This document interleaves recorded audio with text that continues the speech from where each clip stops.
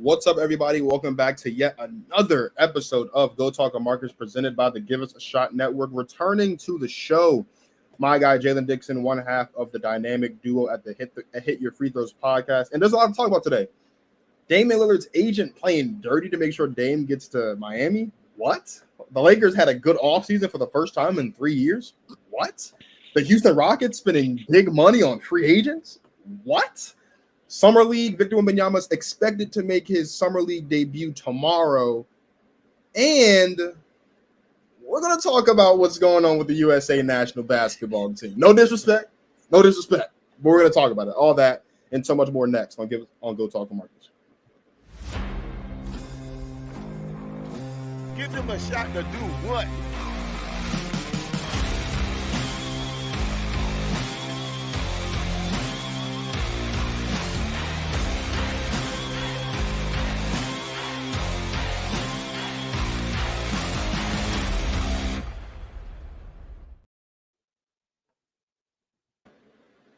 JD, what's good, man? How you doing?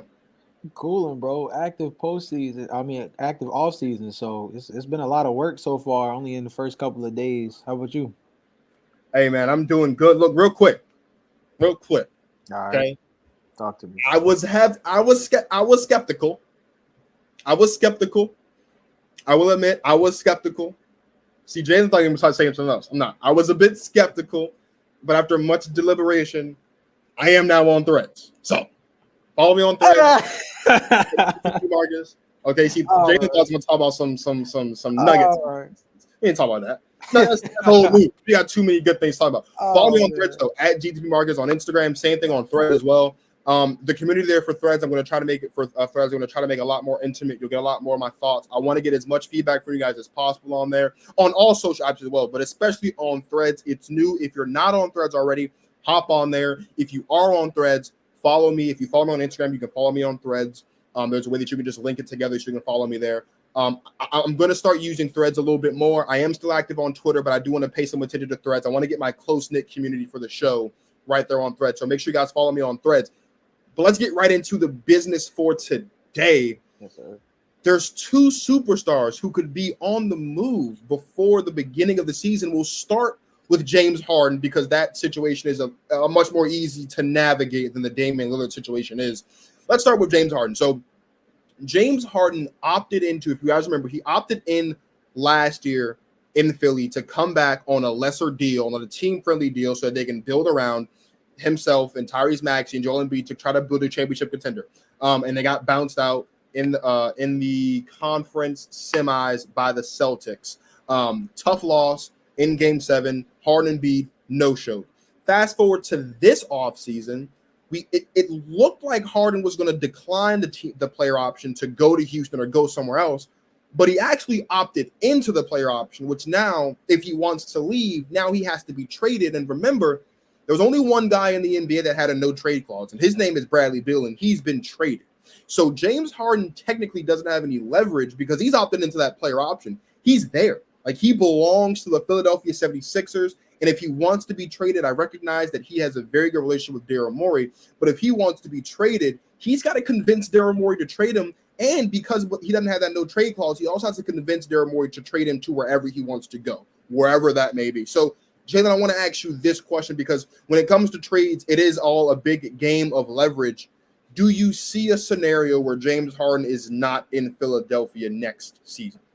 I do see it, but I don't think it's going to be under his terms. I think the other thing that has to be thrown in is not just the fact that he opted in, but with the way his structure for his contract was before opting in, he can't simply get a contract extension with whatever team he's traded to. So you're trading for a guy who is the definition of a one-year rental. You're going to trade for James Harden. He can go into the offseason as an unrestricted free agent. And then guess what? Now you have to play to his favor in an offseason where a lot more of those big market teams are going to have money as compared to this offseason. A lot of teams are going to be a lot more active under the new CBA's rules with trying to acquire talent in free agency because the playing field is going to be a little bit more even in terms of having to touch on things like the salary floor, something that we saw was a huge impact on this past couple of days of free agency. So I think things are going to be in rotation because at the end of the day, the big fella down there in Philly dictates a lot of this. Joel Embiid is a big factor in this, and you have to ask yourself whether or not he's going to go through, whether or not he's willing to go through the drama of another Ben Simmons trade saga, right? Another season where every single press conference is about how's you guys' relationship? What are you going to do if they move off from James? These type of things do factor in. And so that's why I think that James Harden is going to be moved, but I just don't think it's going to be I don't think it's going to be steady. I don't think it's going to be in his favor, and I don't think it's going to be something where we see it on a team that necessarily has all the goods that you typically deserve for a James Harden caliber player, just because of the way his contract is set up. Daryl Morey's going to squeeze the orange as much as he can, but I think even he knows there's not you can only play this game in the trade market but so well with the way James Harden's contract is set up. Sure, and I agree 100%, right? And we've seen the jokes about how, you know, Tobias Harris was shopped around for Cleveland for what he was shopped around for. But you got to give Daryl Morey some credit. We love Daryl Morey because Daryl Morey is one of the better basketball minds in the NBA front office today. And he recognizes that if James Harden wants to leave, he'll send him somewhere, but he's not going to send him somewhere for a bag of chips.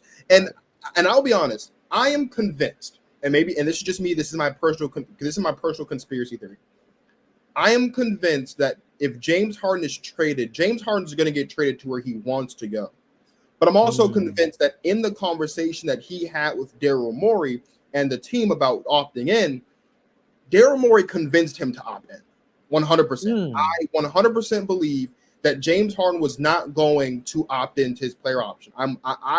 When you think about the way this season ended, and you think about how throughout the course of the season, we were hearing the speculation about him wanting to go back to Houston and be there. And of course, James obviously didn't take too kindly to what Jalen Green had to say about what a potential return to Houston for James Harden could mean for Jalen Green and the Kevin Porters and the Jabari Smiths, the young guys that in the world in Houston that Houston trying to build around. And while I 100% agree with Jalen Green, while I 100% think that James Harden is entitled to feel the way he feels about those comments, grown men, feel how you feel, I do think that there is something to the dynamic between the James Harden Daryl Morey relationship. And I think we have to take into consideration that James Harden didn't just decide he didn't want to go to Houston because of Jalen Green's commentary.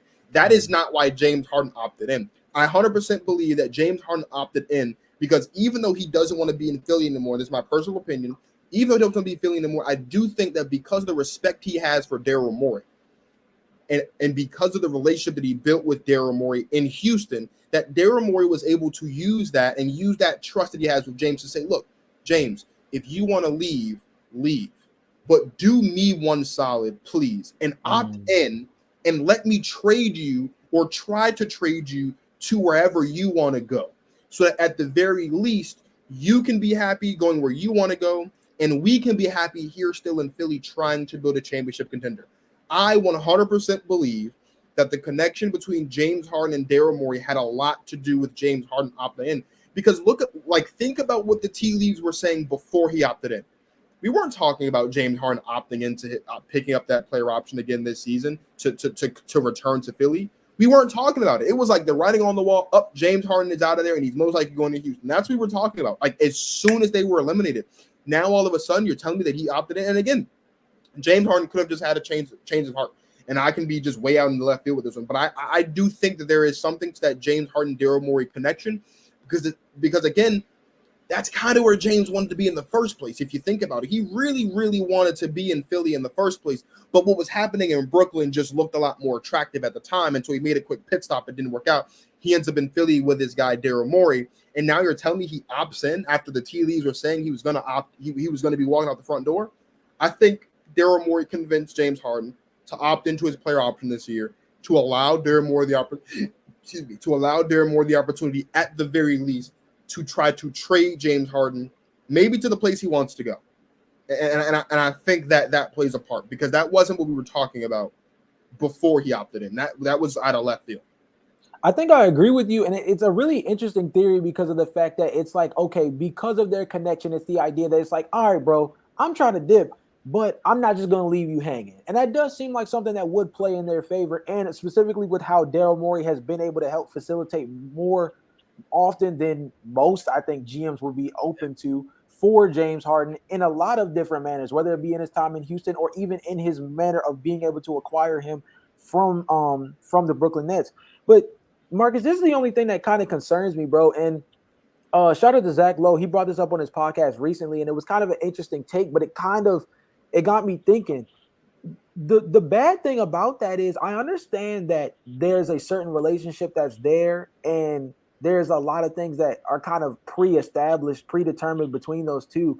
But this is not a great look, bro. And I think the main reason, especially the trade request specifically, is because, as Zach Lowe put it, it seems like James Harden is slowly starting to build a bit of a pattern up.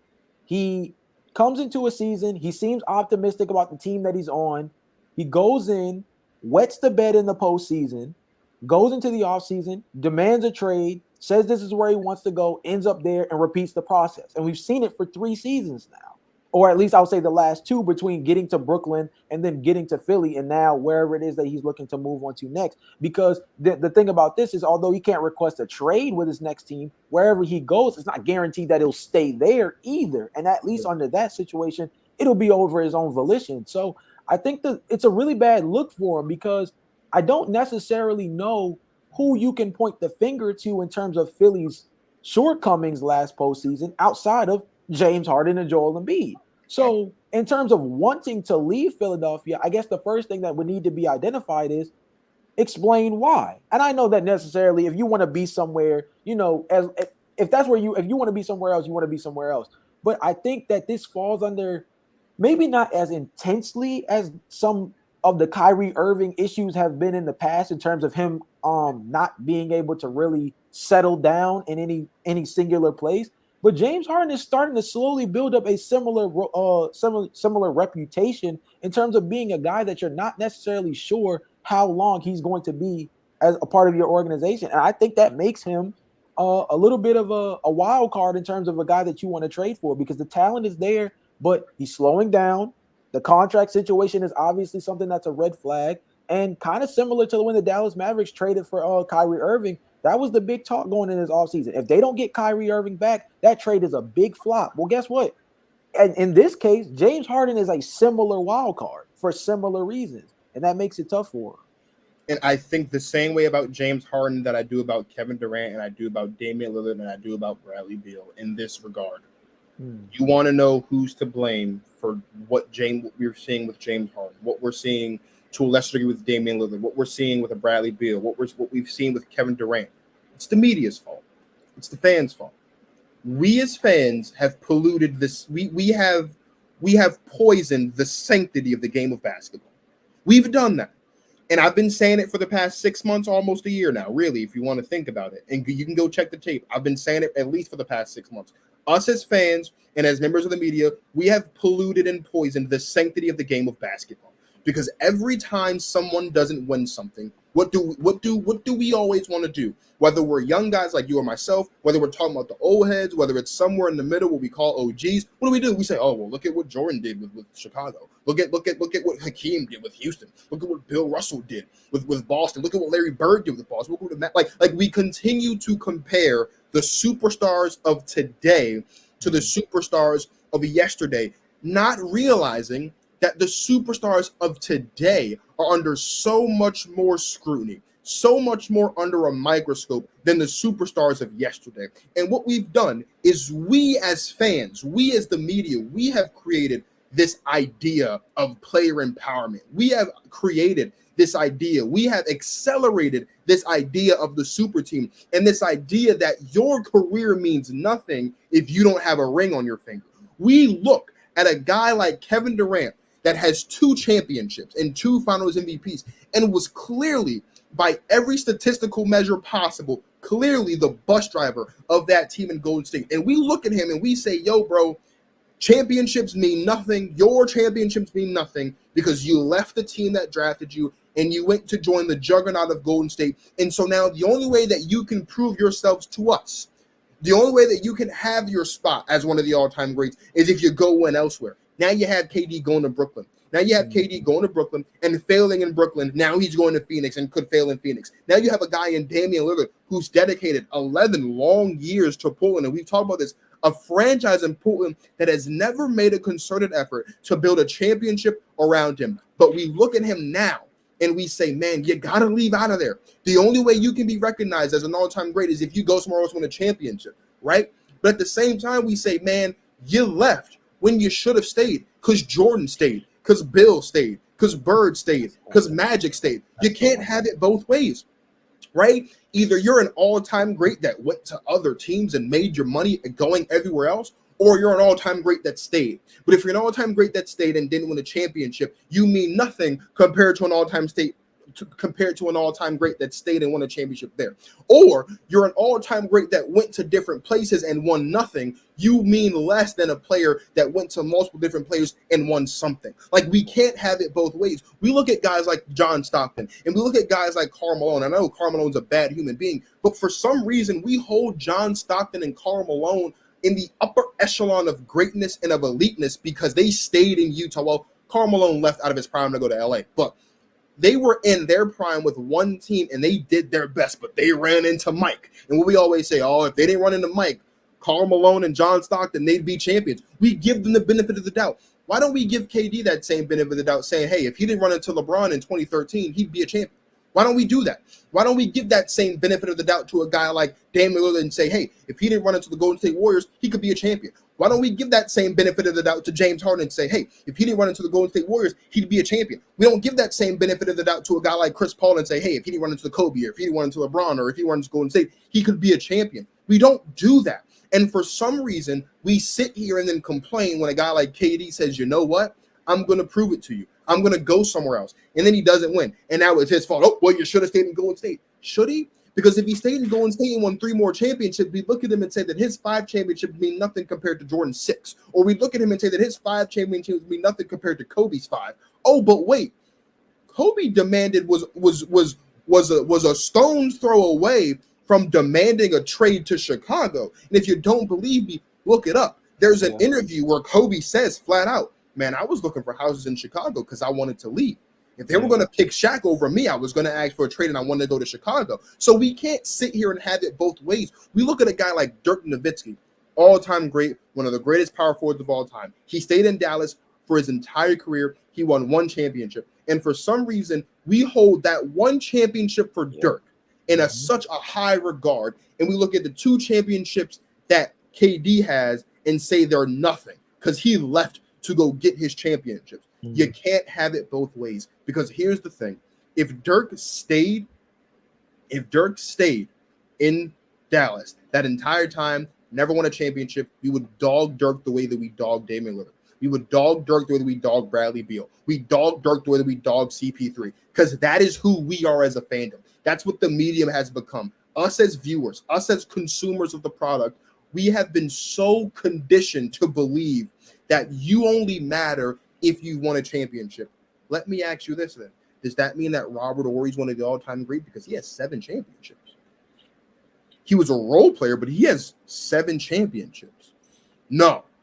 We let's be honest. Bill Russell has 11. There was 10 teams playing basketball back then, but we love that 11 and we cling to that 11, right? So you can't have it. You can't have it both ways. Either you're an all-time great or you're not. And it doesn't matter how you got to the all-time great status. You are one of the greatest players to ever step foot on a basketball court, and you deserve to be respected as such. It is our fault that you look at players like James Harden, Kevin Durant, Damian Lillard, now Bradley Beal, that say, you know what, I want to go somewhere else. And it's tough, because if Bradley Beal wins the championship in Phoenix, we're going to say, man, that's cool, but you had to go leave Phoenix to go with that championship. Oh, really? Because for the past 4 or 5 years, we've been telling Bradley Beal to go. Get out of DC. You're talented, bro. Go win yourself a ring. If KD wins himself another championship in Phoenix, we'll say, oh, well, you didn't. You won one and it's on Golden State, but you need another super team to do it. Like, we can't have it both ways. Either we're going to give these guys their respect or we're not. And so when I look at a guy like James Harden, who is undeniably a top 5 shooting guard of all time, could be at best, he's at 3rd. At worst, he's the 5th greatest shooting guard of all time. When I look at a guy like James Harden, as prolific as he is, that went on the run that he did in the back half of his career in Houston when it pertains to points per game, usage rates, assists, like all of that stuff, one of the all-time greats, we would look at him and say, you should have stayed in Houston. But him staying in Houston would have resulted in 0 championships. So let's say he goes, I don't know, let's say he goes to the Clippers and he wins a championship in LA. What would we say? It's cool that you won a championship in LA, but it would have been so much more if we won a championship in Houston. We can't have it both ways, bro. And until we as the media and until we as fans come to a consensus of what matters and what doesn't when it's talking about all-time greatness, we're going to continue to have players go to different places to try to win a championship. Because here's the deal. Ja Morant, Trae Young, Luka Doncic, maybe Jason Tatum, they could all be next. Giannis could be next. There are teams in the league that are monitoring the situation in Milwaukee because there's a chance Giannis could go. When we bash Giannis, if he goes somewhere else and wins 3 championships, despite already having won one in Milwaukee, I don't know. It's our fault, and until we take accountability for it, we'll never be satisfied. I think I want to just double down on that by just saying this is what, victims of ring culture end up falling into. I think that's a great point when you just talk about the fact that we as the media almost in a sense facilitate free agency. We facilitate these trades almost as much as the GMs across the league do, because we create this illusion that if guys do not have championships, and then if guys do not have championships a particular way, that it doesn't matter how they played out their career. I think something that's even tougher is the idea of the ring has become so important that we kind of diminish others in the process in order to uplift those who we kind of favor. You mentioned, the idea of somebody wins a ring, but then we compare, or doesn't win a ring, and we compare them to an old head, for example, who may be in may have been in a different situation. I think even when you look at this James Harden situation in particular, I think the fact that he's going out and ring chasing is because, similar to a guy like maybe even Chris Paul, there's certain guys in NBA history where that ring is the deciding factor in terms of how we view them overall in the landscape of NBA history. And although James Harden, like you mentioned, might finish top 3, top 5 at his position in terms of overall narrative, when we rank shooting guards, somebody's going to use his lack of championship experience as a potential knock, despite the fact that his game was transcendental at one time in terms of the position that he plays. I think another thing that's kind of important to kind of touch on is just the fact that, like you mentioned beforehand, there's no consistency with these takes. I once saw a Twitter thread that mentioned that if Kevin Durant had never went to Golden State, he'd literally just be Carmelo Anthony. And I didn't know that that was supposed to be a net negative either. Carmelo Anthony is an all-time great top 10, top 15 scorer of all time, one of the best isolation scorers that's ever come through the NBA. And he is a guy that through his offensive ability imprinted offense in the early 2000s. This is a dude who had a serious impact on the translation of the game in terms of isolation play. And we're saying that we're almost using him as a poster child for something that's supposed to be seen as a negative. And that's kind of a part of all of this. When you say that there's a bit of a toxin going around when it comes to this discussion of championships versus not between championships and not winning championships, players moving around. There's a bunch of pressure that's being put on that's kind of unnecessary. And I don't want to say that it's making the game bad, because I think that the movement is what keeps everybody interested. But I think it's hurting our discourse around the game. I think the game is getting better because teams are forcing themselves to get better around all these super teams. The idea of things like continuity, glue guys. I think even another one that we learned from like the Denver Nuggets and the Miami Heat is continuity within your roster in terms of not just like how they fit, but particularly how long they played together. These are different things that come to fruition when you talk about all these super teams and stuff that come across the league. But it's a lot of people who just don't know ball. Like, Marcus, I'm not going to hold you. Like, I think that's kind of where it all stems from. It's a lot of people who don't know ball, and it ends up starting a lot of toxic discourse, and it hurts the product because it feels like we're not being able to talk about the game in a realistic way. Let's talk about that for just a second. And you mentioned Carmelo Anthony. I want to make something crystal clear. Carmelo Anthony in his career averaged 23 and 7. Yeah. 23 points per game, 7 boards per game. Yeah. Carmelo Anthony was, for lack, and I don't like using this term, but it's essentially what happened, kind of, was blackballed from the NBA for quite some time. Fair. After he departed from the Knicks. I know he ended up in Houston I know he ended up in Houston and then again in and OKC. but and then again in Portland but like let's be serious here. Yeah. We are talking about a transcendent basketball player.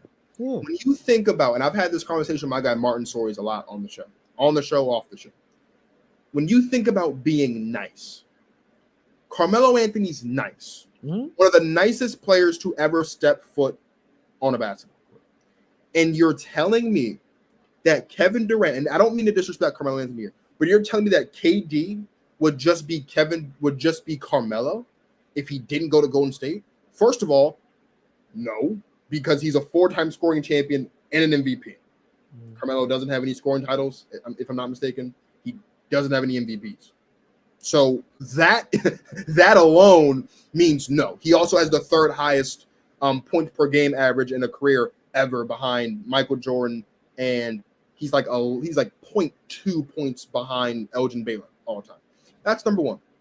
Number two, when you think about, again, some of the all-time greats that don't have a ring, why do most of these all-time greats not have a ring? AI doesn't have a ring because he ran into the Shaq and Kobe Lakers. McGrady doesn't have a ring because he ran into the Shaq and Kobe Lakers. Like, a lot of people in the 90s don't have rings because they ran into, like, Barkley doesn't have a ring, and Carmelo and Stock, they don't have a ring because they ran into Jordan, right? I can also sit here and tell you that Tim Duncan's not 6-0 in the finals because he met LeBron James one year, and he's 5-1 instead of 6-0. Like, we can like Steph Curry has 4 rings at the expense of LeBron James, sure. But that means that Kyrie Irving has 1 instead of more because of Steph Curry. That means that Jason Tatum hasn't won a ring yet because of Steph Curry. That means that Paul George doesn't have a ring yet because of LeBron James and because of Steph Curry. Like, if you want to play this game, we can play this game. But here's the thing. There's 30 teams in the league. Only one of them can win a championship. Right. Only 15 players in the pool we're talking about in a league that has at least 500 players. Only 15 of them can be crowned champions at the end of the season. So the odds of you winning a championship as a player in your career are slim to none, bro. And so many things have to go your way. And so when you look at a player like a Carmelo, when you look at a player like an AI, when you look at a player like a Tracy McGrady, who were so transcendent and so unbelievably phenomenal at this game we call basketball, to sit here and tell me that a guy like KD would be nothing more than Carmelo Anthony is so disrespectful to who Carmelo Anthony was. You talk about one of the greatest players to ever play the game from the mid-range position. You're talking about Carmelo Anthony. When you talk about one of the nicest and one of the cleanest scorers, maybe not the greatest, but one of the cleanest scorers in the history of the game, you're talking about Carmelo Anthony. Again, we have poisoned the game of basketball with ring culture. Yeah. And that all started because of the ascension of LeBron James into the GOAT discussion. Because anyone who believes in Mike only says Mike is 6-0 in the finals.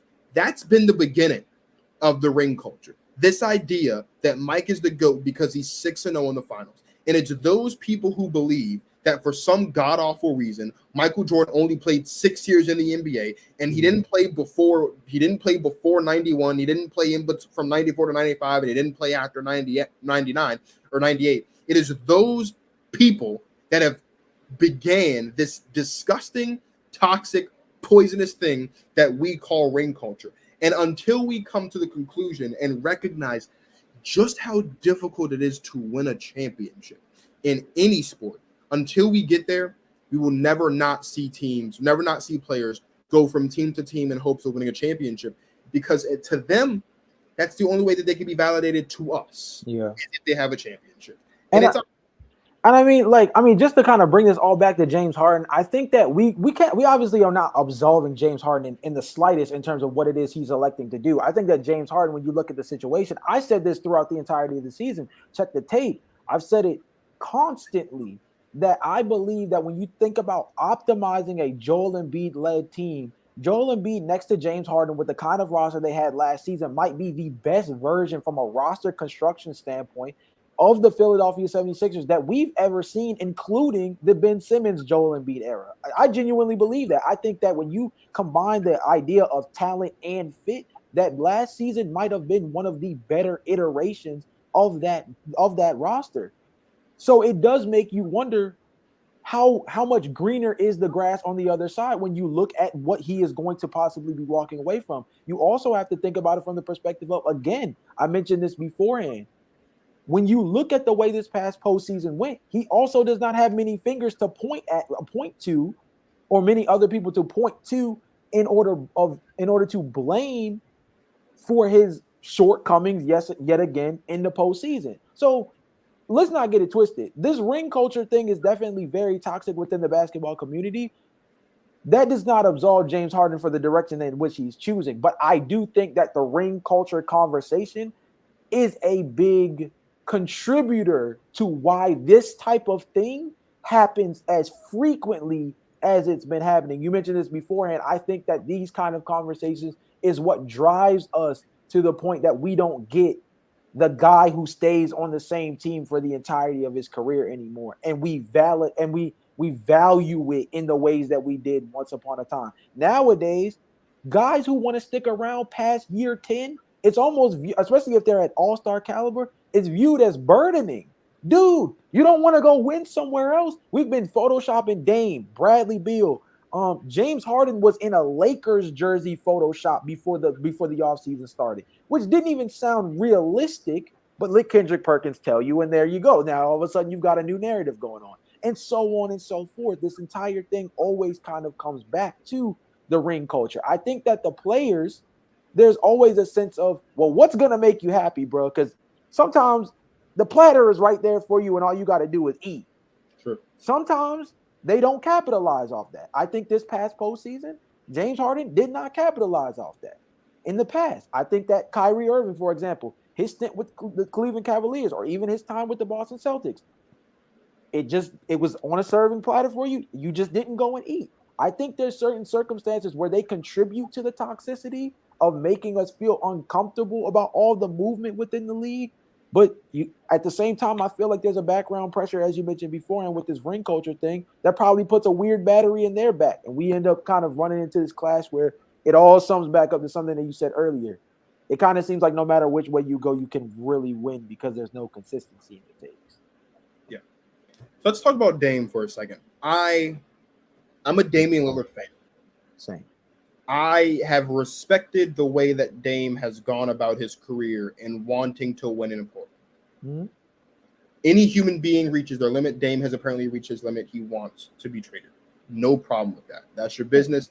That's your business. But there were reports now that Dame's agent, and we don't know if this is at the behest of Dame or under his own doing. Mm-hmm. He's a grown man, so I'm going to say that he's doing this on his own.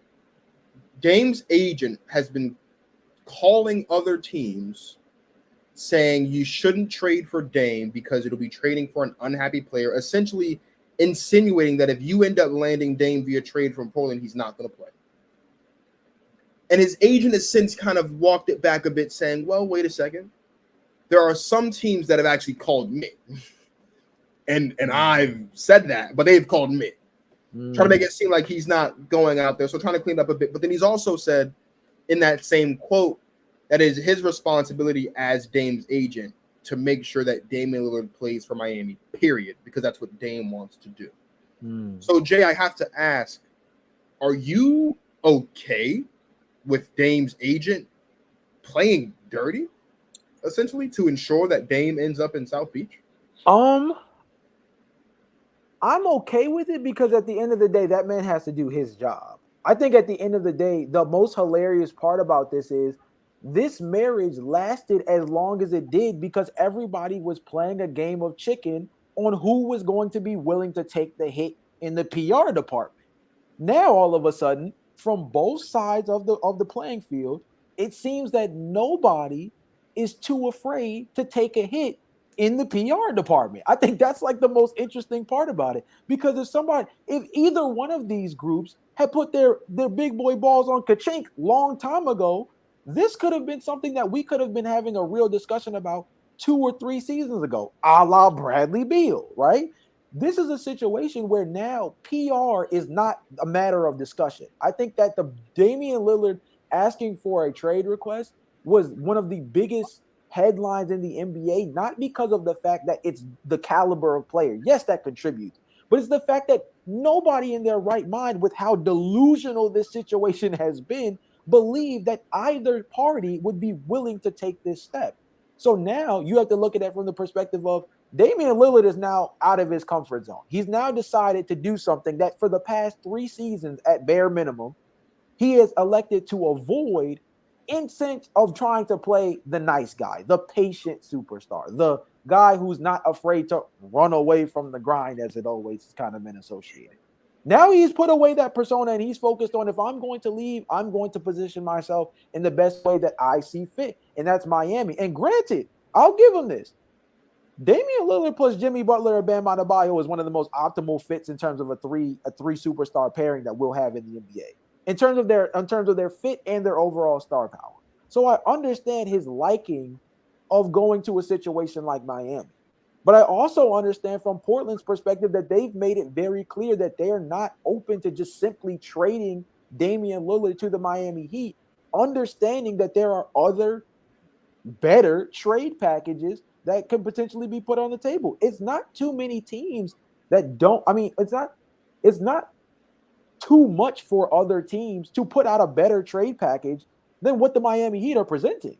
For example, one of the biggest things that makes it easier to trump the Miami Heat is that in all likelihood, they would have to throw Tyler Hero into a trade. Tyler Hero is Anthony Simons in terms of their overall redundancy. So therefore, Tyler Hero does not necessarily have a spot on this roster in terms of legitimate development when you look at the fact that you also have Shaedon Sharpe and you have the third overall pick in Scoot Henderson. That doesn't fit. That doesn't work for what they're trying to progress towards. So I understand it from the agent's perspective because he has to do his job and he has to do what is in the best interest of Damian Lillard. I just think that it's just so interesting that all of a sudden both parties are now willing to take the kid gloves off. Because I think if they were in Dame's agent's perspective, if you guys were this open to playing hardball now, then what's delayed you all this time? Because I thought the PR problem was the thing that was holding everybody back. And this kind of indicates to me that that clearly wasn't the issue at all. Well, here's the issue. And again, there was one player in the NBA that had a no trade clause. It was Bradley Beal. He's been traded. Yeah. Dame doesn't have a no trade clause, which means, for those guys that don't know what a no trade clause is, if you were to be traded and you have a no trade clause, the team has to get approval from you for you to waive the no trade clause so that you can be traded to wherever it is that they're trying to send you. Marcus, can I ask you a question about that real quick, though? Yeah, go ahead. Does Dame not have a no trade clause, though? He does not have. No. Listen to me, because I understand contractually that he does not. But there's two elements that make this almost in a sense where he does get to elect where he wants to go or have that level of power. The first one is his contract is dog water in terms of the money, which is going to make it where there's going to be a lot of people who are not going to necessarily be interested in a guy who 3 years from now is going to be getting somewhere around $56 million for a single season, which makes it where the pool of teams that are going to be willing to step up to the plate, let alone what's on his actual wish list, the amount of teams that are going to be willing to step up to the plate already going to diminish significantly simply off of the fact that his contract's pretty hefty. The other thing that makes me a little weary about saying that he doesn't have a no trade clause, and again, in terms of literal contract, of course, I agree with that.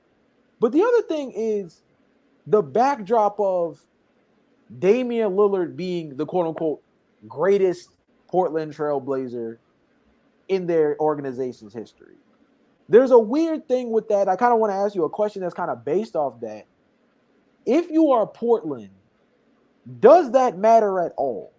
Does that matter in the and if so or if not, tell me why. Because to me, I don't necessarily know if it has significant impact, but it's something that's been thrown around as a narrative as of late that in a way, because Damian Lillard is considered as the best player in franchise history, that they, in a sense, for PR purposes and for the future of young guys on their team that will eventually end up signing long-term contracts or future free agents, that if you do Dame dirty, that'll be a turnoff for future endeavors in terms of being able to maintain your roster. Something that I don't necessarily believe in, but a narrative that's kind of been picking up steam as of late, regardless. I think morally, yes. Damian Lillard should be involved in the process that the front office is taking to trade him. That involvement has been fulfilled. Damian Lillard has stated where he wants to go. Right. Whether or not Portland adheres to that is none of Damian Lillard's business, and it's not Portland's problem. Portland, the Trailblazers' job, the job of the front office, the GM, the president and vice president of basketball ops, the scouts, all of them, their checks are signed under the assumption that they are putting out the best talent on the court possible for the coach to then put together to schematically make the best possible team to do the ultimate thing, win a championship. Now, from the Trailblazer point of view, what I'm saying, and I've said this before, Dame, you're the greatest player to ever step foot on the court. Your jersey is going in the rafters when you retire. Signed, sealed, delivered, it's done. It is our obligation as a franchise to ensure that our future isn't shot because you want to go to one place specifically. Here's something that people probably don't know. The Miami Heat have offered Tyler Hero in trade packages for Damian Lillard. The Portland Trailblazers don't want Tyler Hero. They have no interest in Tyler Hero. So probably the biggest piece that you could offer in a trade package for Damian Lillard to bring Damian from the Pacific Northwest to South Beach, the Trailblazers don't want. The Heat are on record as saying Bam Adebayo is not going to be involved in any trades, and rightfully so, because Dame wants to go to Miami to play with Bam. And we all know that the Heat aren't going to trade Jimmy Butler. So your top three players, one of them you're not going to trade. The other one you can't trade because he wants to play there with him. And the third one you've tried to trade, and the other team don't want them. So Gabe Vincent, gone. He's in LA, so he can't be in a trade package.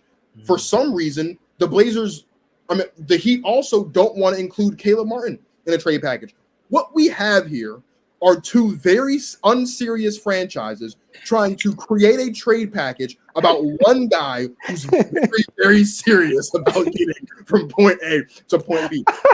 That's a hilarious way to put it, but it's true. Unserious franchises trying to make a very serious man get to where he wants to go. The Portland Trailblazers have laughed in the face of Damian Lillard for almost 12 years and said, hey, bro, look, make it happen.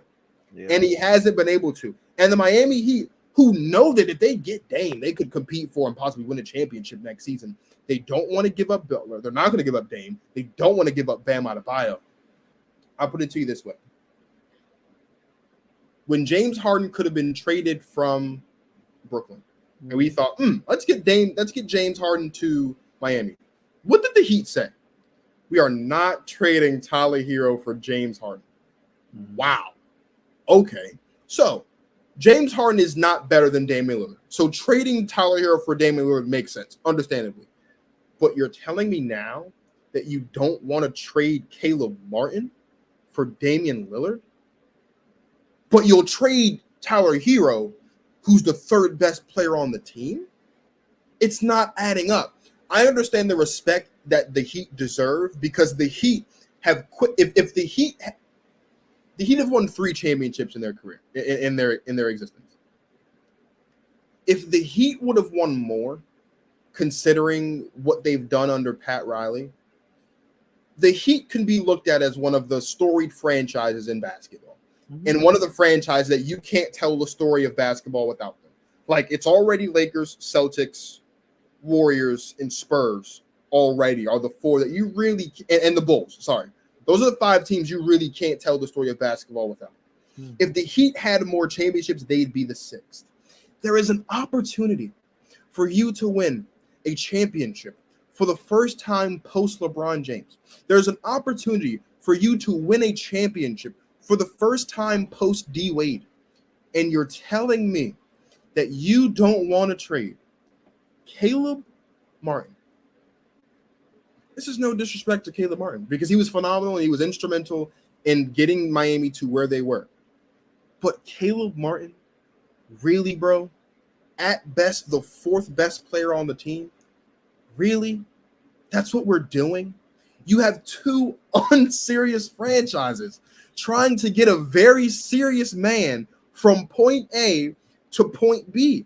It's not happening. And so in theory, morally, yes, there should be a no trade clause. Dame, bro, we respect you. Clearly, this isn't the place that's working for you anymore. Let's help you get to where you want to be. Here's the problem. The place that he wants to be is not serious about getting him, and the place that he wants to leave from hasn't been serious about competing with him for 11 years. Damian Lillard is risking 2 options. Either he's going to be in Portland or he's not going to be in Miami. And now we're going to have to assess just how loyal and just how much of a stand-up guy Damian Lillard is. Damian Lillard has never had a character issue ever in his career. He is one of very few people to ever step foot in a basketball court, especially in the modern era, and not come under public scrutiny for character issues. Right. If Damian Lillard is in Portland come next season, or if Damian Lillard's not in Miami come next season, is Damian Lillard going to play basketball? And if Damian Lillard chooses not to play basketball, is he willing, A, to leave that money on the table, but B, and more importantly, is he willing to become the villain of this story? LeBron James has become a villain because he didn't want to be in Cleveland anymore because Cleveland didn't do right by him. Kevin Durant has become a villain because he decided to leave OKC because he didn't think he could do much more with OKC. Kyrie Irving has become a villain because what he decides to do personally has poisoned the public's view of him as a basketball player. Is Damian Lillard comfortable with potentially becoming the next villain in the NBA if he's either still in Portland come the beginning of next season or if he's not in Miami come the beginning of next season? That is where Damian Lillard is right now. And so I say all that to say, while it is not in the job description of an agent to do what he is doing, it is an agent's job to ensure the best interest of his client is his or her client is taken at the forefront of every situation. It is not in the best interest of Damian Lillard to be looked at as a villain if he turns his back on Portland and doesn't play basketball next season. And it is not going to be in the best interest of Damian Lillard if he gets traded to somewhere that's not Miami and he chooses not to play basketball. That is where we are. And I think that we have come to that point where Damian Lillard's agent, at least, maybe not the entire camp, and maybe not even Dame himself, but his agent at least recognizes, bro, there's a very real possibility that you don't end up in Miami. There's a very real possibility that you end up elsewhere. Or there's a very real possibility that you're still in Portland because you're under contract with the organization and they do not have to trade you. Yeah. You are signed with them. They don't have to trade you. His agent recognizes, bro, we're playing with fire here. We don't have the leverage, and you cannot withstand the firestorm that's going to come if you become the NBA's next villain. That's where we are.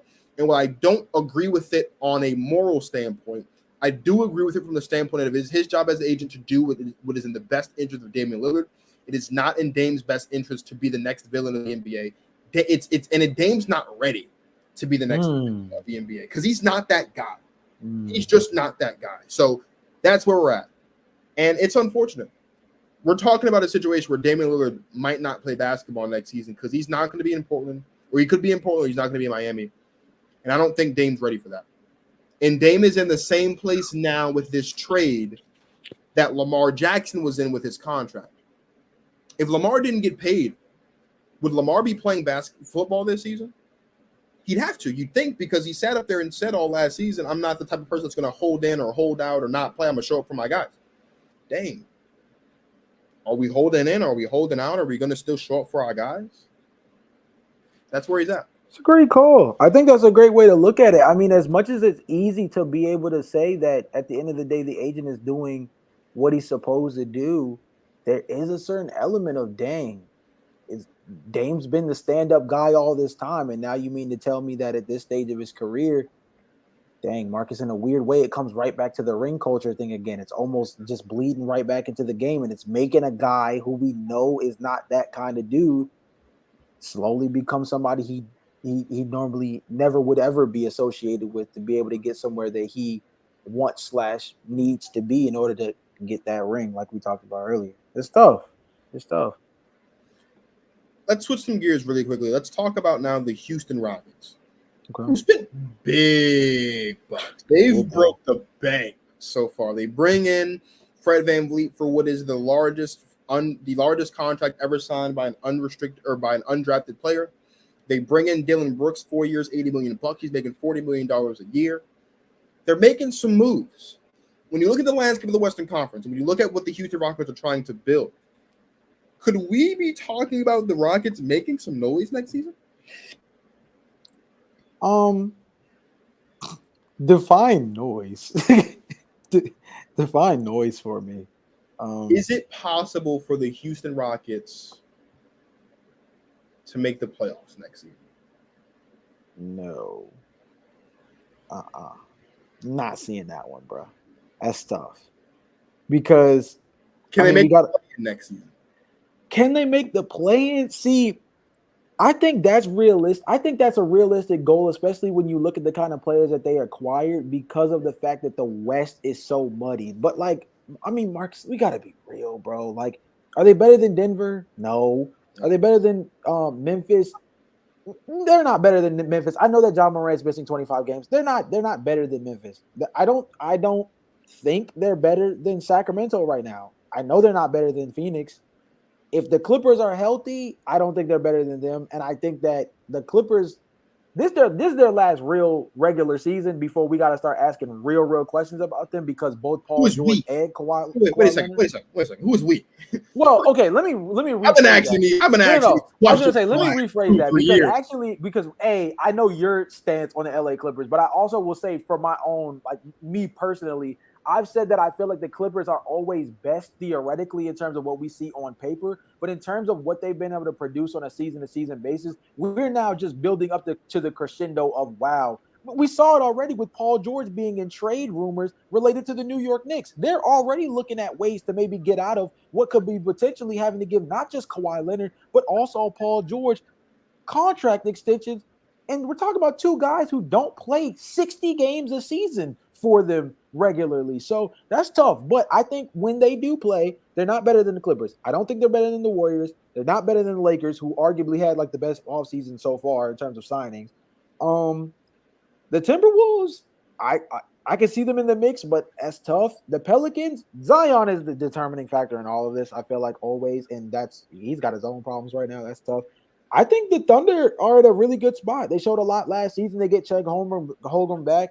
We know Dallas is way better than what we saw last season. I think there was way more going on than simply just lack of on-floor production last season. And Dallas has quietly had a very, very good offseason as well. That starts with re-signing Kyrie Irving, but they've made a pretty good set of acquisitions their dang selves. I think if the Jazz play serious, they're a good team. Portland, we know what's happening with Portland. And the Spurs, hey, look, man, it's Wemby. I don't know. I'm not saying he's going to do anything crazy, but I'm just saying he's here. So when you just go through the West, is it gettable? Sure. The difference between being 10th in OKC and the difference between being 6th as the Warriors was 4 games. It's gettable out here in the West. Yeah. But Houston has a problem, bro. They've got a depth issue because they've got a million guys at every position. They have an obligation to make sure that Fred VanVleet and Dillon Brooks play, right, and play big. They have to work on the development of not only Jalen Green, who's stepping into year 3, but They have one of the Thompson twins now who was supposed to potentially be their starting point guard, and now we know that's not on the table. They've got a ton of guys down the roster that they want to develop, like a Jabari Smith, who we want to see more from. And I think there's a capability for them to do that, even with Fred VanVleet and Dylan Brooks specifically being acquired on this team.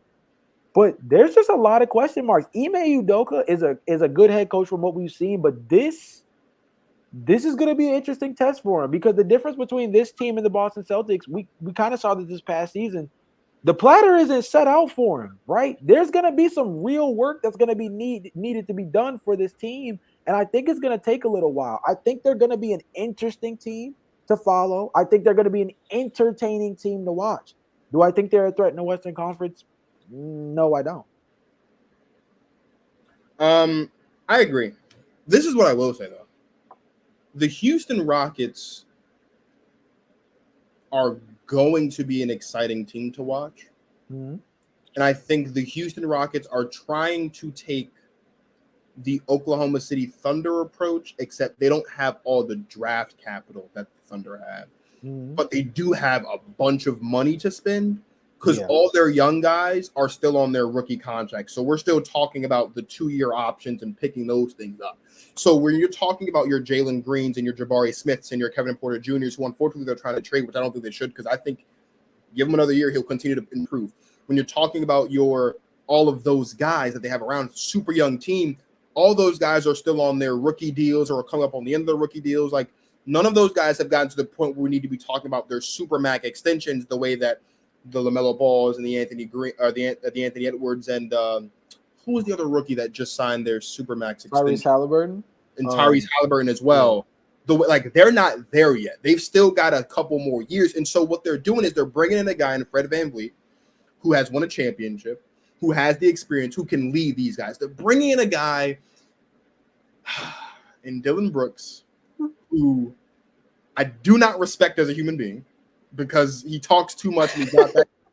He talks way too much, and he's not good, bro. He's the guy. Okay, wait. That's a stretch. Okay, I need you to explain what you mean by that. That's Dylan Brooks is the guy at the Y or the guy at the Rec that talks so much big game before the teams are picked, and then he gets picked and he's dog water.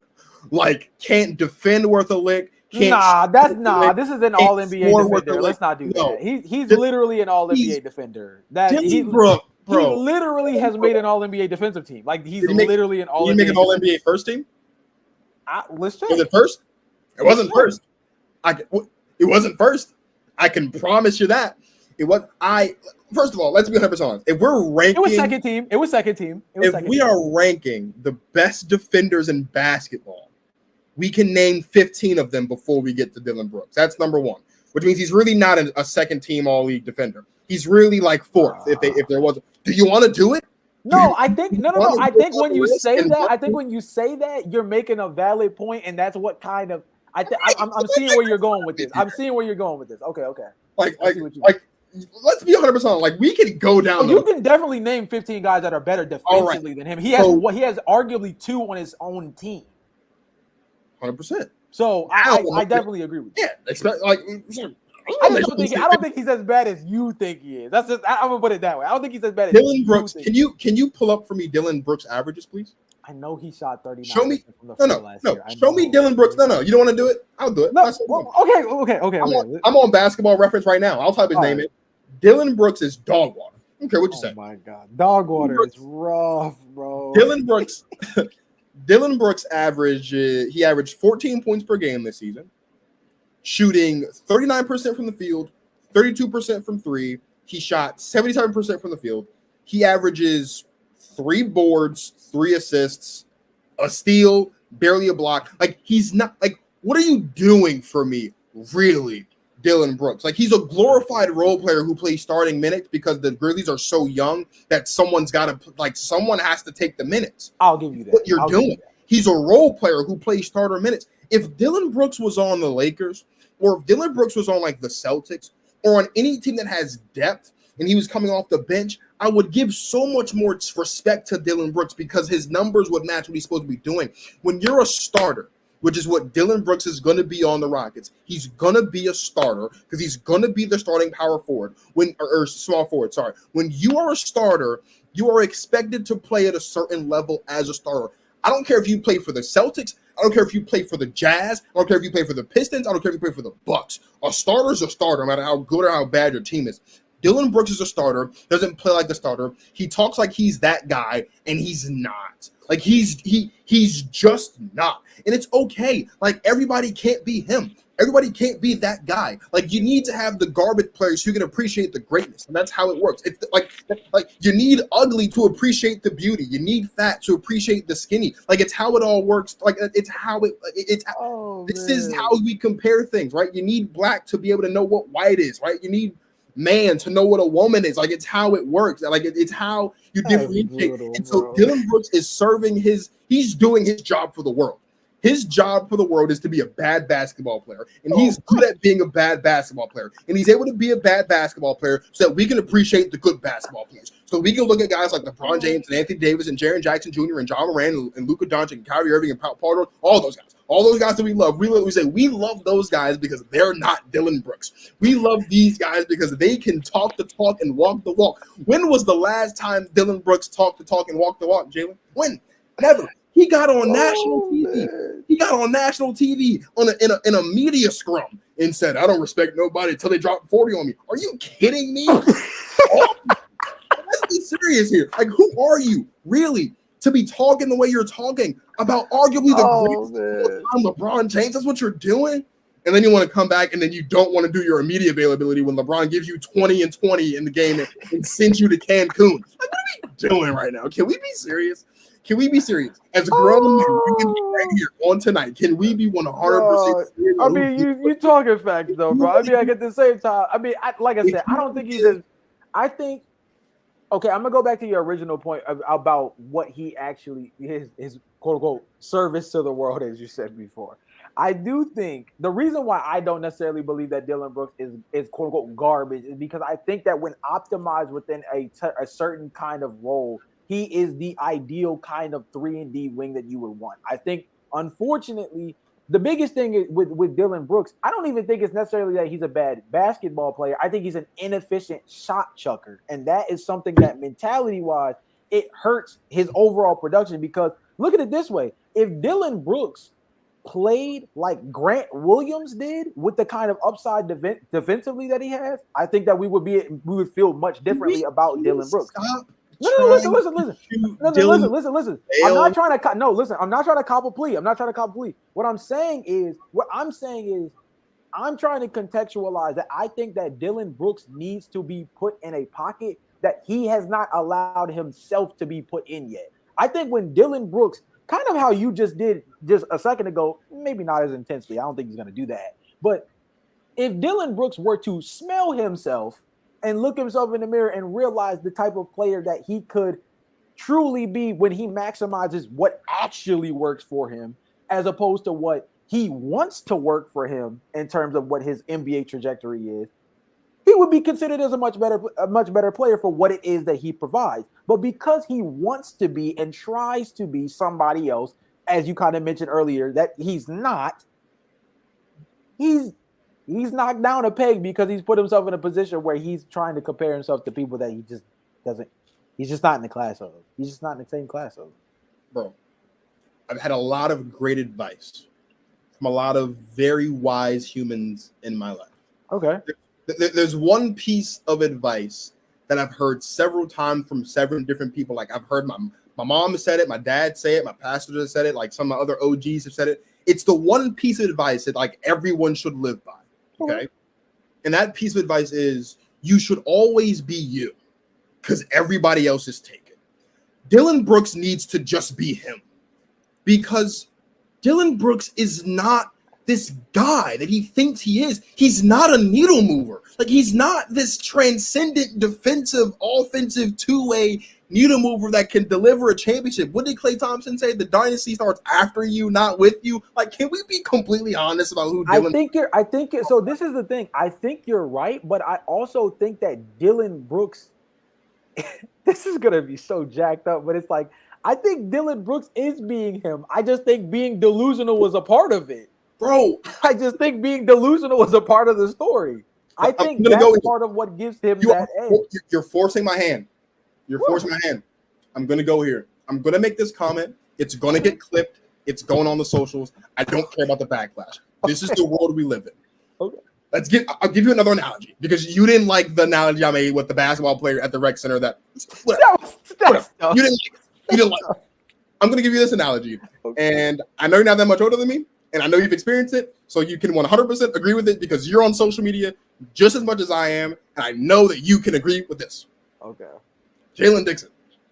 We are on social media all the time. Okay. Whether it's for sports, whether it's for leisure. We are on Instagram, on Twitter. I'm sure you're on TikTok. If you have Snapchat, cool. I don't, but if you do, Snapchat as well. You should. It's 2023. Here's the deal. We all know whether I feel like I know where this is about to go. Personally, or we've seen them on these apps. There's always that one girl that thinks she's so much like she thinks she's so much better than what she really is. She thinks she's her. Like she thinks she got it locked down. Like we talking top to bottom. Like she thinks she's stacked. Like she thinks like it's the girl that thinks any room she walks into, she shuts it down. Like, and we know. I know a couple of these girls personally, but I've also witnessed some of them on these apps. We know we all know you've got a name in your mind. That's why you're laughing so hard. Dylan Brooks is that girl. Dylan Brooks is that girl that thinks that girl that has it locked down, that thinks like all the dudes want her and like no one's looking for her or caring for her at all. And it just so happens that there's that one guy comes along. And this one guy, he's been down bad for a while. Like he gets no play, he has no game, he's got no riz. Like DMs are dry, like bone dry, like toothbrush ain't been used in ages dry, like fresh out the pack toothbrush dry. Like his well is dry, and he comes along and just gives her the time of day.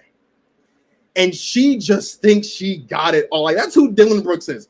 Dylan Brooks is that girl. The Houston Rockets are that guy that's just been down bad, and the DMs and the well, it's been bone dry since Kingdom Come. And here comes the Houston Rockets just give me some crumbs. Give me a chance. And Dylan Brooks signs a 4-year, $80 million. Now Dylan Brooks is going to run his mouth and think he's that guy. And he's not.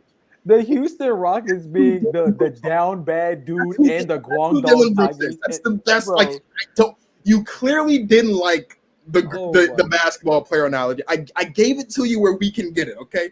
Dylan Brooks is that the bad guy, the Guangdong Tigers in the same week. That's tough. Dylan Brooks is the girl that goes on Instagram and talks all this bad stuff about all these other girls and all these other guys and don't got nothing for herself.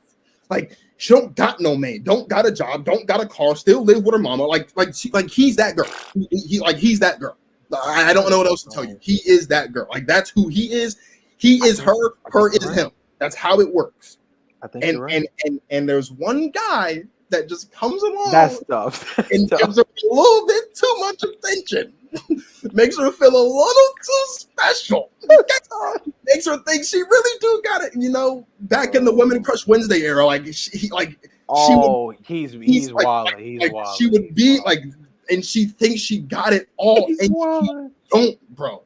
Like she's not like she's not on that level. She's not even on the level below it. Like that's who Dylan Brooks is. Are we on the same page now? Can we stop trying to shoot Dylan Brooks bail and give him the benefit of the doubt? He don't deserve it.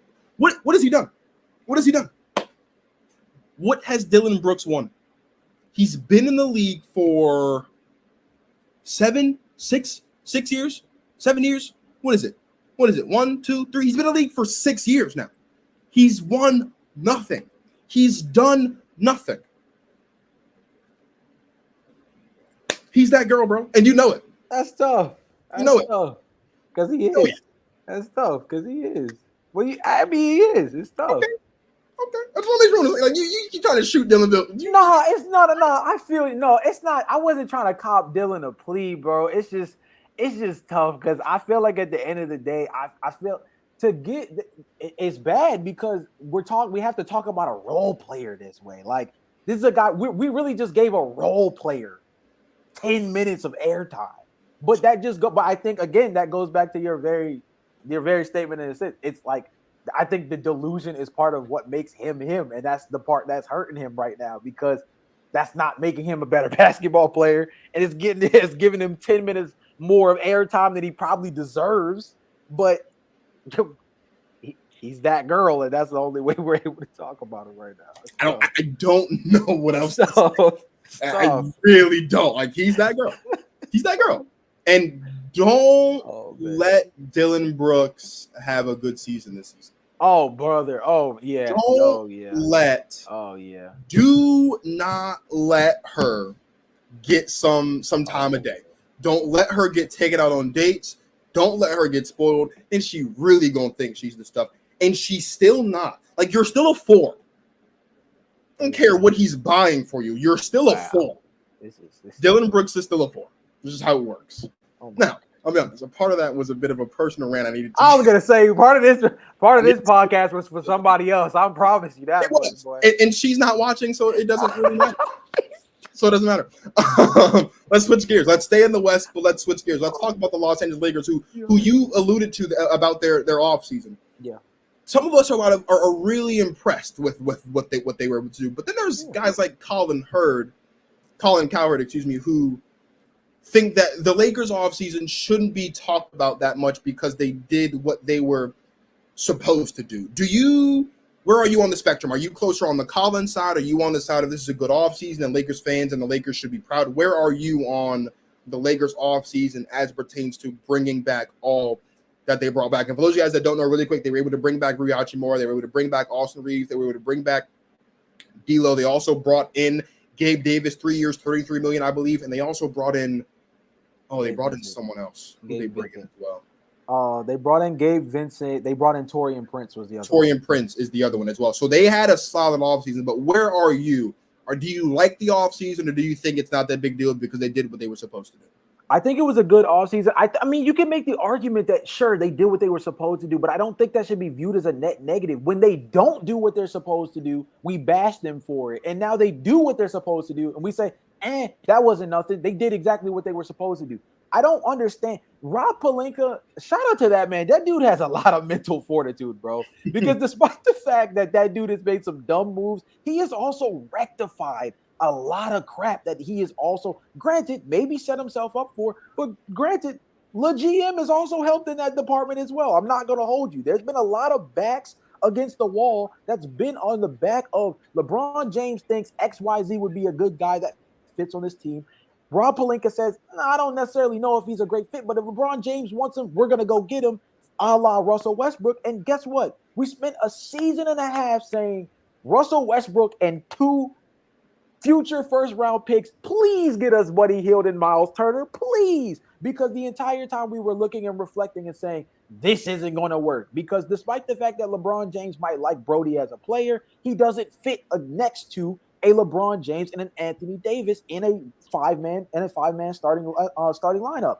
Sure. And then, although he doesn't get Buddy Hield and he doesn't get Miles Turner, he takes that arrow in his quiver, gets Russell Westbrook out of there, gets legitimate compensation for it. They get a significant run going towards the back half of the season after the trade deadline and make a run to the Western Conference Finals. I think we need to start giving Rob Pelinka. I mean, LeBron James has said this before, and so I'm going to quote him on this one. I think we got to start giving the Lakers their damn respect. Look, I was one of the main people that all of last season was bashing on the Lakers episode after episode of, man, they don't even look like they're going to make the play-in tournament. Watch, the Lakers are going to mess around and accidentally get the New Orleans Pelicans, Victor Wembanyama, with the way they're falling down the stands. I was one of the biggest proponents for the Lakers are watching themselves slowly fall into the pit. And guess what? for half a seaon after everything started to come to fruition. LeBron James comes back from injury. Anthony Davis slowly gets himself put together. They find something in Austin Reeves as an on-ball threat. Oh, wait a minute. This guy can dribble, pass, and shoot, and he can be very good at decision-making. D'Angelo Russell, we like you, but what if we made it where you shot less and you pass more? Let's see how that translates. Lonnie Walker, if we dust you off a little bit, can you dunk on folks every now and then? Can you drop 4 threes when we need you to have a good game and come off the bench and give us a spark plug? You get those things. And the team develops and they put something together. We see what it amounts to. And now they say, we're going to run it back. We're going to address some of the holes where we're at in terms of certain things like the point guard position where D'Lo is good. But what if we got an efficient three-point shooter that also is self-aware in Gabe Vincent? Ooh, that's a good way to get D'Lo as a bench scorer where, yeah, he could be the primary ball handler. But he's not taking the ball out of LeBron James' hands. He's not taking the ball out of Anthony Davis' hands. He's going up against second-unit point guards instead of first-unit point guards. There's a way to maximize D'Angelo Russell in a way that now we can see him play in a way where maybe he can be an 18-point-per-game scorer, but it doesn't have to be at the expense of the offense. It doesn't have to be at the expense of LeBron James being the guy who should be making decisions on the floor at the point guard spot. They do these things to make themselves competent, and we say that's what they're supposed to do. Oh, that's nothing. But when they're incompetent, all we do is fry them. So, yeah, I'm going to give them their W for this one. Was it a crazy offseason for them? No, I don't think Rui's that great. I think the 3-ball has to fall, and I think he has to get better at being able to put the ball on the floor and get to the rim if he's going to be a real threat next to LeBron James and Anthony Davis. And he showed signs of that in the playoffs. Do I think that Austin Reeves was probably worth more money than he got for other teams? Yes. I think that the San Antonio Spurs would have been a really good fit for him if they threw some money at him. But you know what's also good? A happy guy in a place that he wants to play for. So although Austin Reeves probably ended up getting Austin Reeves for a discount, I also don't think Austin Reeves is mad about playing next to LeBron James for another season. There's ways that you can look at this offseason where you say that although they might not have necessarily upgraded anywhere, they established that what they had last season at the end of last year worked, and they're going to double down on the things that we know work for their team. So we judge competency now? I didn't know that was a part of the game. I thought that we were supposed to give credence to the people who understand who they are, address it, and double down on it because that's how you establish culture. That's how you establish play style. So all of that ranting to say that as much as I love to give the Lakers flack, I enjoy it. But at the same time, we have to be realistic. They had a good offseason. They made moves that, Marcus, I'll put it this way. This is how I'll actually pass it back to you. The Lakery thing to do would have been to let Austin Reeves walk, let Rui Hachimura walk, and let Lonnie Walker walk. Lonnie Walker ended up walking anyway, but letting those 3 guys walk and bringing in Kyrie Irving. That would have been the Lakery thing to do, right? And we all would have said, LeBron James and Kyrie Irving playing next to each other again. But what's the ceiling on the 3 superstar lineup that's a bunch of minimum guys? We would have done the same thing that we did after we saw the Bradley Beal trade, where we also were all unimpressed initially because it's, wow, they're not going to have any depth behind this. We've seen this movie before. It doesn't work out well. The Lakers themselves have seen that movie before. So I'll pass it back to you in this sense. How is this bad if we know what the alternative is? So let's be 100% honest, because you're absolutely right. There is nothing wrong with doing what you're supposed to do. Because when you do what you're supposed to do, you get one step closer to winning a championship. Right. Okay. So the Los Angeles Lakers, who won a championship with the bubble, they threw that team away, said, no, we don't want the championship team. And they went and got Russell Westbrook. Okay. Resulted in nothing. They realized the error of their ways, got back what they could, and did what? They made it to the Western Conference Finals. Went 18-8, which from the postseason, the after the trade deadline to the beginning of the postseason, the best record in that span, 18-8, best record. You're telling me, Colin Cowherd, that bringing back Austin Reeves, bringing back Rui Hachimura, bringing back D'Angelo Russell, bringing in Taurean Prince, bringing in Gabe Davis, the 3 guys that helped you turn the ship around and 2 guys that can continue to help you turn the ship around is not that big deal because they did what they were supposed to do? How many teams do what they're supposed to do in the offseason?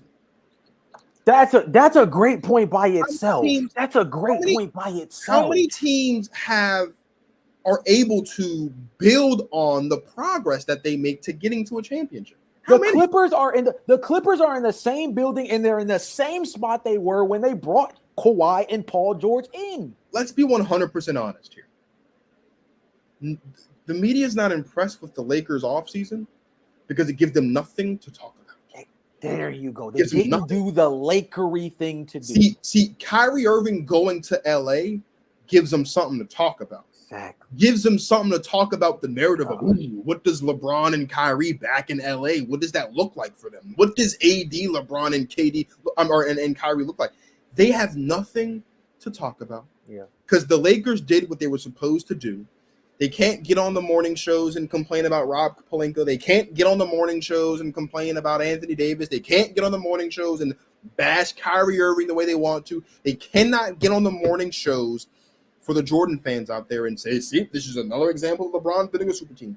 Because for the first time since they won the championship, the Lakers made smart business decisions in hopes of once again standing at the top of the NBA mountain as your NBA champions. And that is why this offseason seems so unimpressive.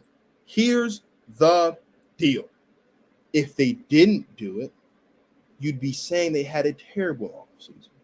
You would be praising Austin Reeves. You'd be praising Rui Hachimura. You'd be praising D'Angelo Russell. You'd be praising Gabe Vincent. You'd be praising Taurean Prince.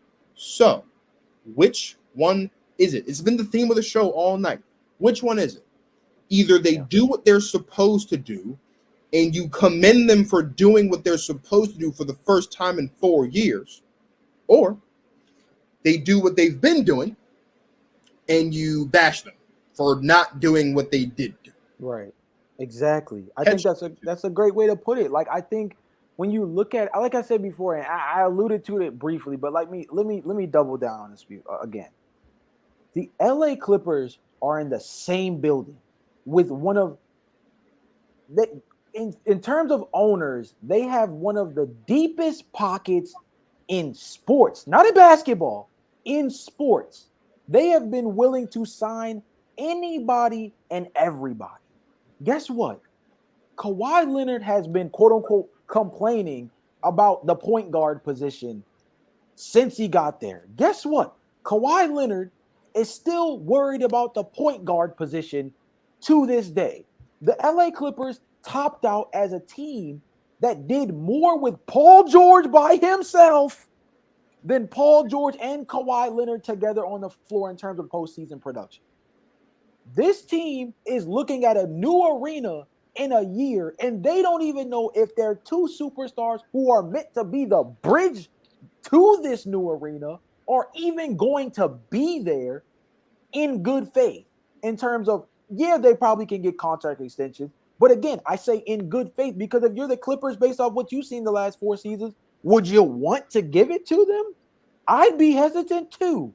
So then when you go to the Lakers, who, as you mentioned beforehand, for the first time since winning the ring, looked at themselves and said, look, the super way of doing things aside from LeBron James and Anthony Davis does not work. The best way to optimize this team is by grabbing role players who fit next to LeBron James and Anthony Davis while being self-conscious of what that fit is.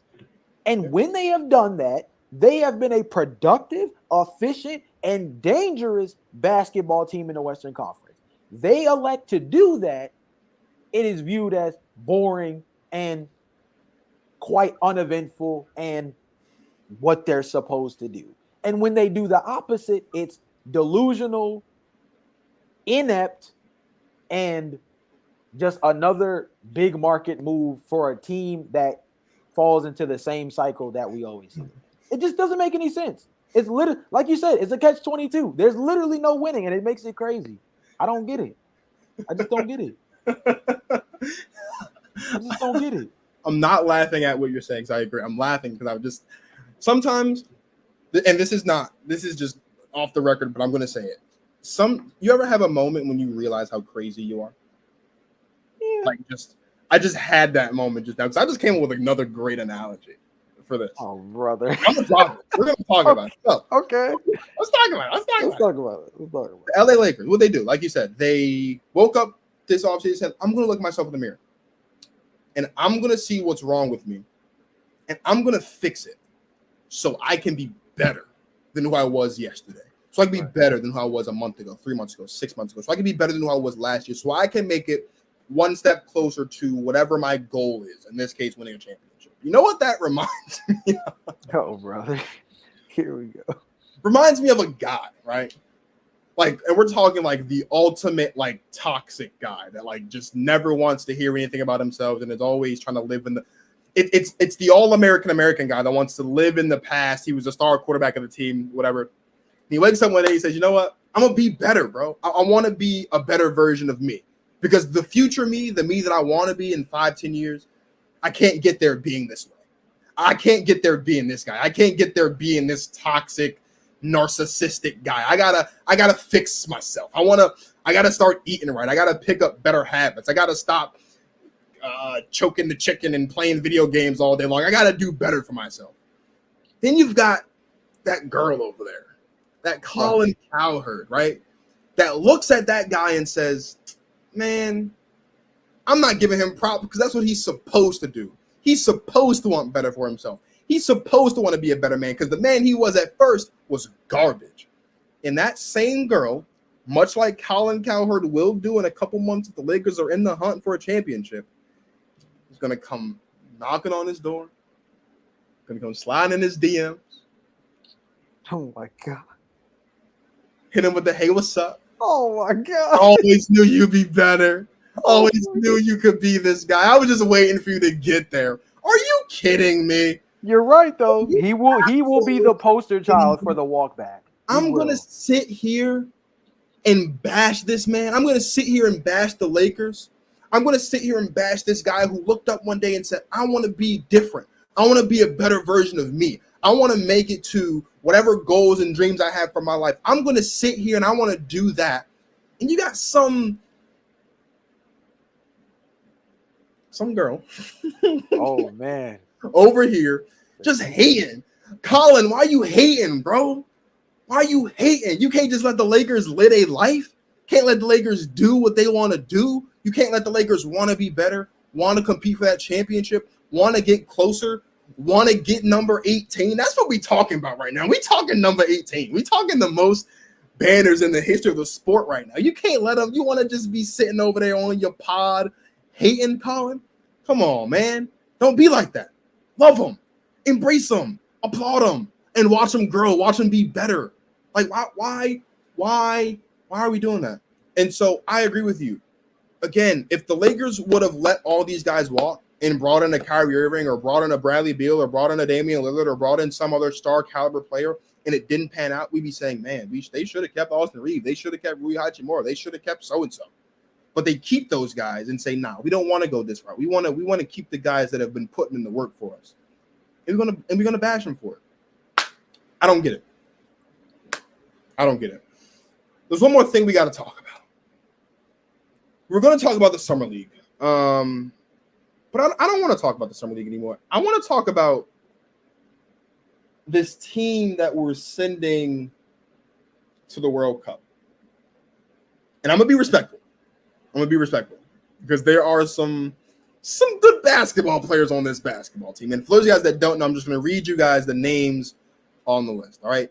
You got Paolo Banchero, you got McCall Bridges, you got Jalen Brunson, Anthony Edwards, Tyrese Halliburton, Brandon Ingram, Jaren Jackson Jr., Cam Johnson, Walker Kessler, Bobby Portis, Austin Reeves, Josh Hart. This team is going to represent the U.S. for the national team in the FIBA World Cup. I don't like it. Here's why I don't like it. These are very talented men. Don't get me wrong. This is a playoff roster in either conference. And I'm not talking play-in. I'm talking like this roster can make it to the playoffs in any conference.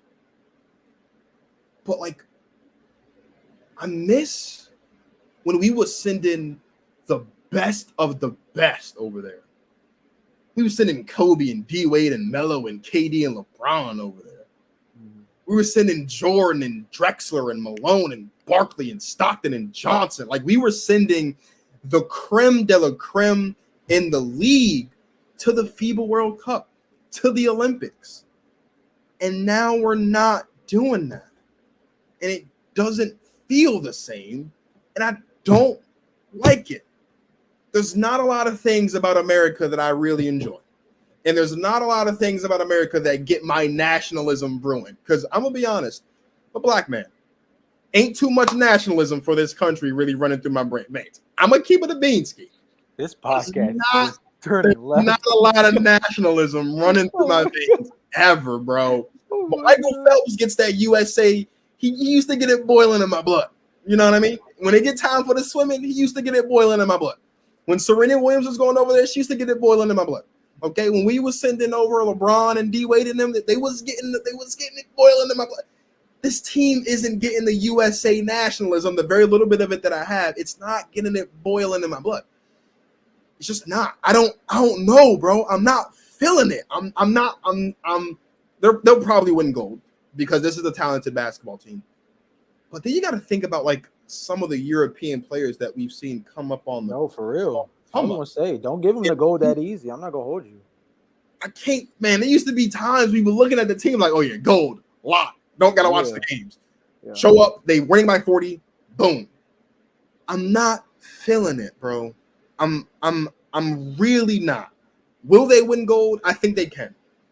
But I'm not feeling the squad. It don't got that same oomph to it like it used to. I feel you, bro. I mean, literally.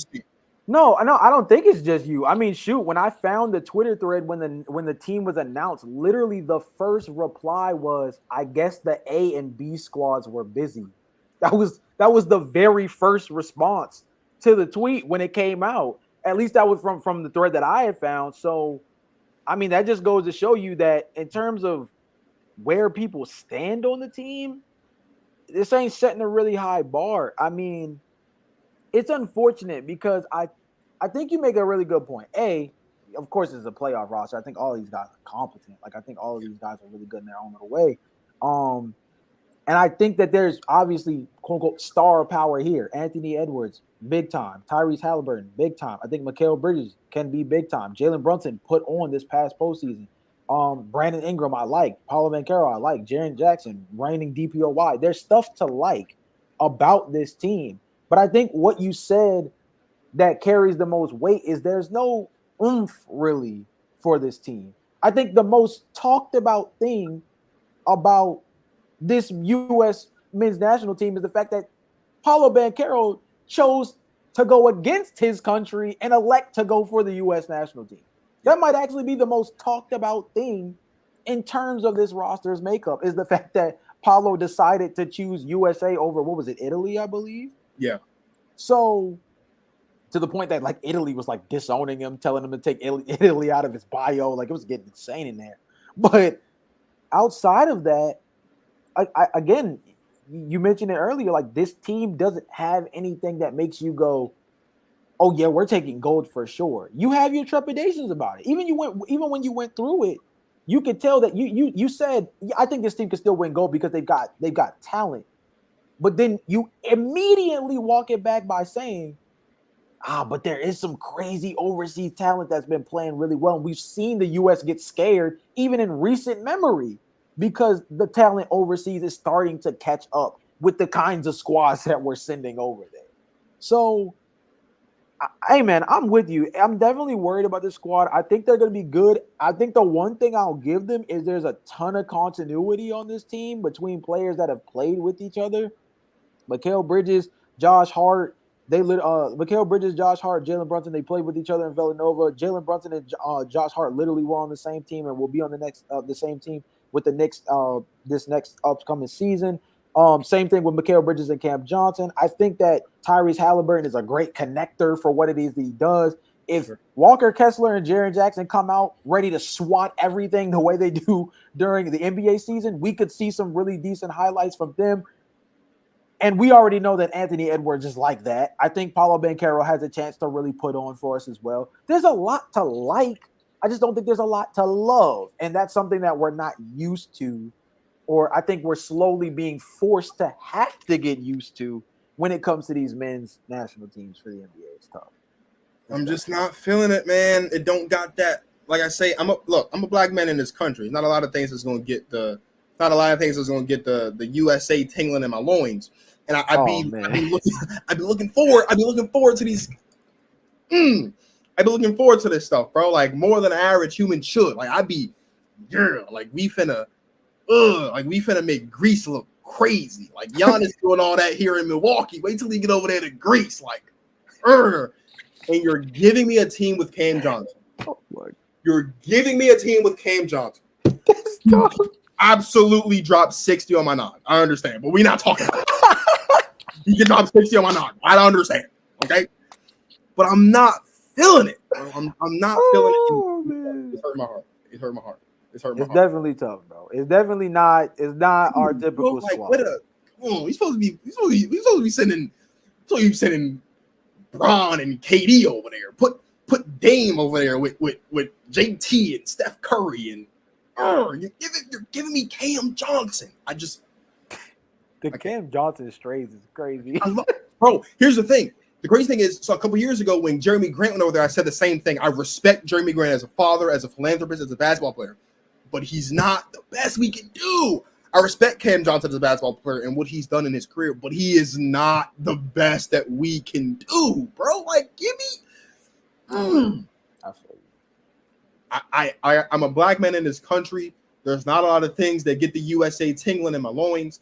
If you are a veteran, if you serve this country, I honor and respect you. And if I'm offending you in any way, I apologize. But I just got to be honest. It's not a lot. Like I was never the kid that was like, oh, I'm gonna go fight for the army. No, I'm not gonna go fight for a country that don't fight for me. No, get out of here. But I get excited for basketball and I get excited for the Olympics. Like the women's teams gets the US. It's England. They be lit. Nah, the women's teams be lit. That's facts. That's facts. Be locked in. I mean, they be USA. Like want to paint my face red, white, and blue and all that stuff. Walk around with the flag. I'm not feeling that right here. I'm not. Like Ricky Rubio could drop that squad off. I don't know. Oh no, he's wilding. He gotta cut the podcast now. Ricky Rubio is crazy. He's wild. But he almost did a couple years ago. Nah, he's wild. He 100% almost dropped us off a couple years ago. So let's put some respect. Like Hernan Gomez could definitely drop us off. I don't know. He was just dropping them off a couple months ago. Like I don't. Oh man, bro. Like we couldn't convince KD to go over there. Like what are we doing? Man, bro. No, I know it's not an age limit on this job. Like as long as you're American, you can go over there. Like nah, he's wild. He's wild. Dang, man, I'm just sitting here like, look, I love all these guys. Like as basketball players, I'm genuinely a fan of all. I think the only one I'm not really a fan of is Walker Kessler. Not because he's bad. I just don't watch Jazz basketball. Yeah. Sorry. But like I love Mikal Bridges and I love Josh Hart and I love what Jalen Brunson's been able to do in his first season in New York. And I love all these guys. But this is not the best that we can do. Like I know it's like we could do so much better as a like bro. Like we could do so much better. So much better. This is like turning in a paper and your teacher just look at you and it's like, bro, you can do this. Is not your best work. Like America. This is not our best work. He's wild, this is not our best work. We do so much better. All right. This one's definitely gone off the rails. But it always does when Jalen's on the show. It's Jalen's fault. Jalen brings out the worst in me. That's I really am starting to blame myself because our podcasts always go long, bro. But it's all in good fun. He brings up the worst in me. I don't know what to say. We can just do so much better. But look, I'm gonna let JD plug himself, and then we're gonna get out of here because we've gone 40 minutes over. But that's because our first segment took an hour. But it's all good, bro. Because it's always good, fun conversation having Jalon on the show. It's always an absolute blast to talk hoops with Jalon. Wish TV could have been here because I'm sure he'd been dying as well. Trust and believe we're gonna get a lot of clips out of this and post on all the socials. But Jalon, let everybody know where they can find you and TV and y'all's content. Yeah, man. So we're doing the Hit Your Free Throws podcast. We're back to being consistent. We took a little week off, let everything brew. A bunch of trades happen while we decided to take a hiatus, and of course, free agency popped back off. So we got right into that the other day. The episode literally dropped this morning. Check that out on all platforms, including Apple, Spotify, and YouTube. In terms of the socials, the Hit Your Free Throws pod on Instagram and TikTok, the Knockdown J on Instagram and TikTok as well. And then for TV on basketball. And me personally, I'm actually working on a little side project that's supposed to hopefully finally come to fruition after I've been talking about it for what feels like 8 million years. I have a new page called The Routine Jumper. There's not a ton over there right now, but there's going to be a lot in the coming weeks. So that's just kind of a little side mission I've been kind of working on. So hoping that'll continue to kind of like build itself up because I've been actually like planning this for months, probably longer, and I'm just finally getting my bearings for it. So I'm looking forward to a lot of the content. The off season just got started. It's already been super eventful, and I think that we've got a lot in front of us to work with. It's going to be fun. They got a lot of great things going on over there with TV and Jalon and the Hit Your Free Throws podcast. You guys know where to find me right here on the Give Us a Shot Network. Make sure you drop a like. Make sure you drop a subscription. Make sure you follow. There's so much amazing content on the network, whether it's JT and the Don with the JT and Don All Sports podcast, or whether it's Bert and Jern with Stuff About Sports, whether it's the guys on the Divide, Mike and Corey, whether it's the guys at the High Spot podcast, whether it's myself. I mean, I got to throw myself in there. There's so much amazing things going on here. I've been busy this week. Last night, in case you missed it, I did NFL with AJL with my guy, Adam Lewis, over on his pod. Episode 29, we talked Super Bowl 58 windows. We talked about Sean Payton being addicted to Super Bowls. We talked top 10 quarterbacks in the league, and we also talked about the ESPN layoffs. Head over to his channel, the NFL with AJL on YouTube, and check out that episode. We did this tonight and tomorrow night, right back here, same place at 6:30. My guy Martin Sores. We're going to talk all things WNBA basketball. The All-Star weekend is next weekend, I believe. So we're going to do our own All-Star draft here on the show. We're going to talk about some MVP candidates. We're going to talk about early playoff predictions. We're going to talk about some coaches that got fired. We're going to talk about the fact that so far there's been 8 or 9 40-point games this season already. It's not halfway done. That's the most ever in a single season. Breonna Stewart added to that total last night, going 43-12 last night. There's so much to talk about. And Breonna Stewart and Nafisa Collier have announced today they're going to start their own league for the women. It's going to be called Unrivaled. We're going to talk about all that and so much more. So tune in tomorrow night right here on the Give Us a Shot Network live, 6:30 p.m. Eastern Standard Times with myself and my guy Martin Swords of the Basketball Society. There's a lot going on. And then we'll be back next week to talk about some more stuff. Who knows what's going to be on the show because anything can happen between now and then. Maybe Dame gets traded. Maybe he doesn't. And maybe Dylan Brooks comes back to life and realizes he's just not that guy. So for my guy, Jalon Dixon of the Hit the Free Throws podcast, this is Marcus with Go Talk Marcus and the mighty Give Us a Shot Network. Thank you guys for watching. You guys enjoy the rest of your lives.